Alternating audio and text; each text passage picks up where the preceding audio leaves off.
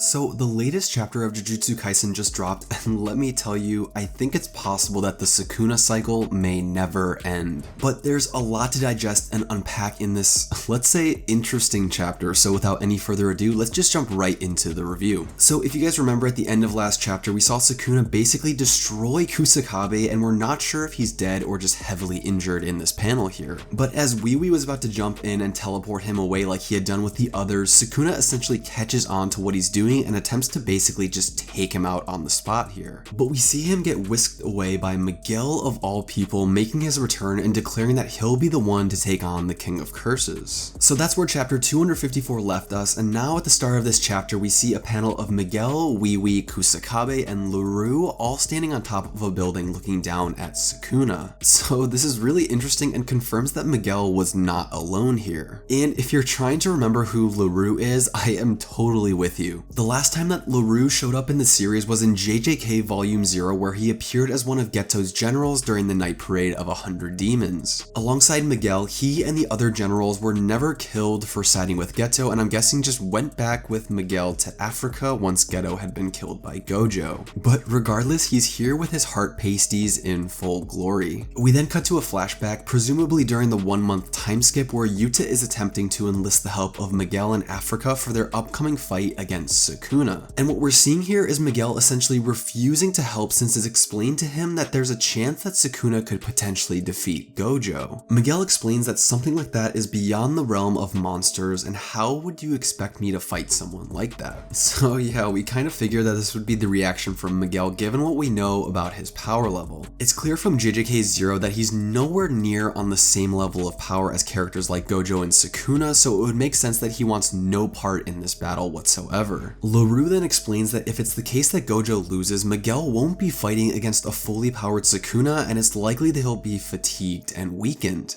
Miguel, still not buying it, refuses yet again. Yuta then explains that if the merger between Tengen and the rest of society continues, it's not just going to stop at the border of Japan, and implies that it'll be at his doorstep eventually. Miguel then replies that fighting a Godzilla Tengen cursed spirit would still be preferable to fighting Sukuna. Which, I mean, no one really knows what's going to happen if the merger executes, so for all we know, it could be worse than fighting Sukuna. I'm just advocating for Miguel's sake here. He states that Gojo should be here, head low, pleading for him to join them in this fight, which is obviously a nod to how salty Miguel is for getting whooped by Gojo during Volume 0. Leroux, seeing that this conversation is going in circles, asks Yuta if he could speak to Miguel in private. When he asks what Leroux is going to do, he responds by saying that he just wanted to make Suguru king because they all truly loved who he was as a person. And essentially their participation in this fight isn't about taking revenge for Kenjaku stealing Geto's body, but rather mourning him together. Just like how people would share a meal when visiting the grave of a loved one. And long story short, this convinces Miguel to fight, but he'll only do so if Sukuna is unable to use his domain and both Yuta and Gojo are defeated. Now cutting back to the present, Miguel and Leroux make the observation that Sukuna's domain has been sealed, his reverse curse technique is weakened since the hand that was cut off by Higuruma is still missing, and his heart is still being manually pumped by his own cursed energy. So yeah, Sukuna has really accumulated a ton of damage until this point, so now would be the perfect opportunity for these two to take advantage of this weakened state. Miguel then comments that he feels bad since the other sorcerers saved them the most delicious part, referring to being the ones to fight the easiest version of Sukuna, if you even want to call it that. And with that, the fight between these two and the King of Curses begins when we see Leroux's curse technique in action. Basically, he has the ability to manifest these hands as an extension of his body and use them for offensive and defensive purposes. Using this illusory hand, we see him smash Sukuna up against a wall, leaving a huge handprint crater behind him. And when I first saw this, it reminded me a lot of the curse technique of the Zenin clan member Jinichi that Maki fought during the mini arc where she went on her rampage. Essentially what he could do is he could conjure these massive fists which were propelled by cursed energy, and I just see a lot of similarities between these two techniques. But I highly doubt that they're related in any way. Sukuna then unleashes a bunch of dismantles towards the two sorcerers, and Miguel quite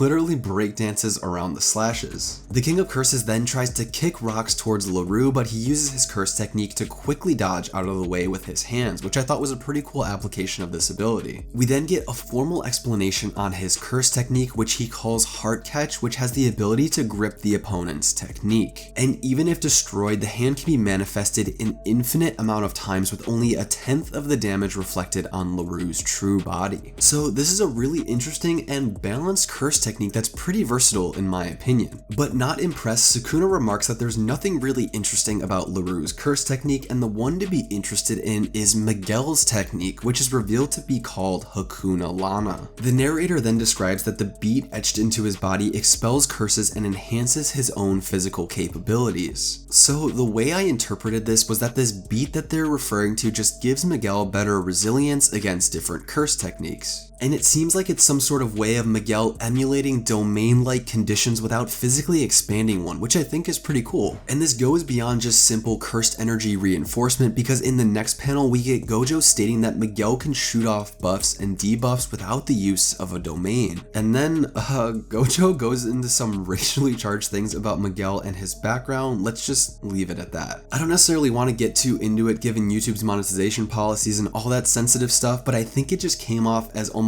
a missed joke here by JJK. But I'm sure if you've seen other commentary on this chapter, you'll know exactly what I'm referring to. But then Gojo makes an interesting point where he said that if he and Miguel fought one another with just simple cursed energy reinforcement and their fists, he would most likely win with defensive techniques, but could also possibly lose when it came to striking. Which is honestly a big concession by the Honored One, because we know how insane Gojo's striking was during his fight against Sukuna. I mean, he was up against the strongest sorcerer of all time and was still able to outclass him in a fistfight. I think it was pretty obvious during their fight Gojo was much superior in hand-to-hand combat than Sukuna was. Then we cut to a panel of Miguel jabbing Sukuna right where his injured heart is. So backed up with Gojo's statement in the last panel, this really goes to show you can't underestimate Miguel's close range combat abilities. And after this exchange with Miguel, we see a shadowy figure behind Sukuna and see our boy Choso firing off a piercing blood at Sukuna. Dodging it and counterattacking with slashes of his own, we see Choso tank the attack by blocking with his arms. But then out of nowhere, Yuji leaps down from the ceiling and slams Sukuna so hard that the ground beneath them gets absolutely crushed. We then cut to the narrator again, where they tell us that for Sukuna to let off the world-cutting slash, he needs to perform the same hand sign required for Malevolent Shrine. And the reason he didn't need one for when he cut Gojo is because he imposed a binding vow to perform the technique without these requirements. So in total, Sukuna needs to perform the hand sign, chant, and specify the trajectory of his slash with his palm. Okay, so super interesting commentary from the narrator here, and it makes so much sense looking back on how that scene with Gojo played out. If Gojo would have seen these gestures beforehand, it would have been completely obvious that a technique like this was coming. So Sukuna had to do everything he could to eliminate every tell associated with the technique to finish off Gojo. As we've seen, high-level Jujutsu requires chants or hand signs to pull off, and it would be totally unreasonable for even Sukuna to be the exception to these rules. And right as this explanation is finished, we see Sukuna's other left hand fly off his body, and to my surprise, we see the queen herself, Maki, smiling menacingly. So yeah, this is absolutely insane with Yuji, Choso, and Maki all being back, and I think it gives huge amounts of credit specifically in the durability department for Maki. Although Sukuna has been weakened, his Black Flash has to be up there with the likes of Gojo for one of the strongest punches in the entire series. So Maki being able to eat that attack 2 chapters ago and recover from it in that time frame is truly an unreal feat. And now exhilarated Yuji comments that he can't use hand signs for the world cutting slash and his RCT is down, so now is the time that they can win. But with this being Jujutsu Kaisen and everything being depressing, the sparks of black manifest again as Sukuna lands his second Black Flash straight to Leroux's stomach. This is when the narrator explains that Gojo restored his lost RCT by his second Black Flash, and now in the King of Curses case, it's left to be determined in next week's chapter. Basically just a cliffhanger saying will his RCT return or will it not? Okay, so super ominous ending with Sukuna landing a Black Flash here. We know that when someone hits one, they enter this flow-like state and can access 120% of their maximum potential as a sorcerer, where controlling the flow of their cursed energy is as simple as breathing. So it's obvious that Sukuna will likely be in an enhanced fighting state in the next chapter, but if it's the case that his RCT comes back, everyone is basically screwed because with returning RCT means returning domain expansion, which means everyone is probably going to die. But even if that doesn't happen, I guess the Sukuna cycle will just continue on to next chapter as well. But let me know if you think his RCT output is coming back in the next chapter. I'd love to hear your guys' thoughts. Lastly, huge shout out to the members of my channel. You guys are absolutely incredible and your support is always appreciated so much. Have a great day and I'll see you all in the next one. Stay curious, anime fam. Peace.